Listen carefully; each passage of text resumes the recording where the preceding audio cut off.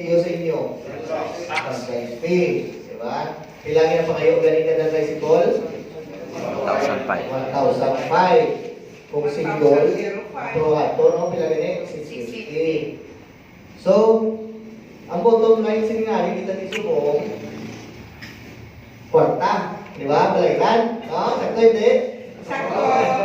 Siguro, kung tanan pala ka po, sa pag-SB ko kung nadumduman nyo, kamong magyapon, di ba, sa SB ko sa 2016, siguro nalipat na kamo pero nagampal yung gusto niya sa inyo mo nga amat-amat kita follow sa lahi sa gobyerno. Kaya maabot ang time, tagdugo na kita diri sa istansya.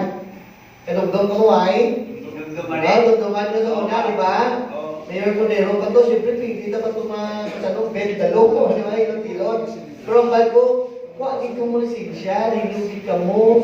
No, kaya number one, security nyo na. Wala tayo na pa kayo, kung aksidente ka mo, Nilaban. kuhan ka mo sa pasahero nyo.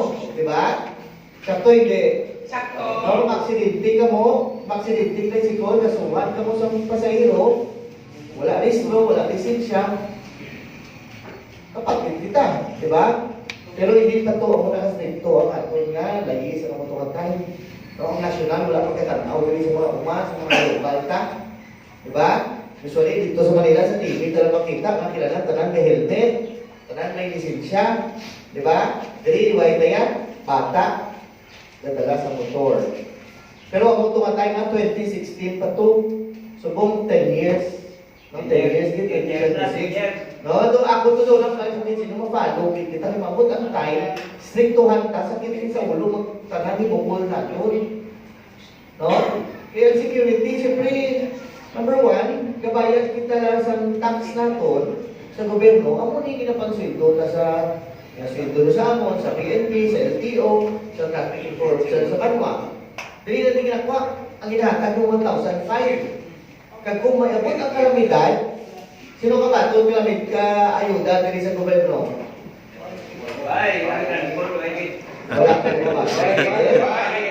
Kaya di sa una kay Amy Marcos, ni Vice Mayor Marco Nero, di pangatag Crisbel, wala ka pa kabaton. Kaya ako galing, hindi man tanan, pero nakabaton ng mas isa ka mula sa rin gobyerno ay. Why na to na una? Ang example lang, bugas, kwarta.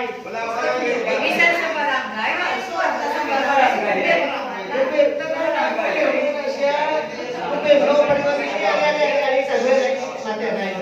Arios ni ikaw si Samuel or si ang mga nagabayan nila sa dumduman ko doon 600 to katao or 500 tigaan ni Amy Marcos Crismel. Ang una nag-renew, di ba? Anak ka mo, hindi tanan ha, hindi tanan. Crismel po, iya ko pero kayo, nakaagigaan sila, kaya nagbabayad sila sa lagi.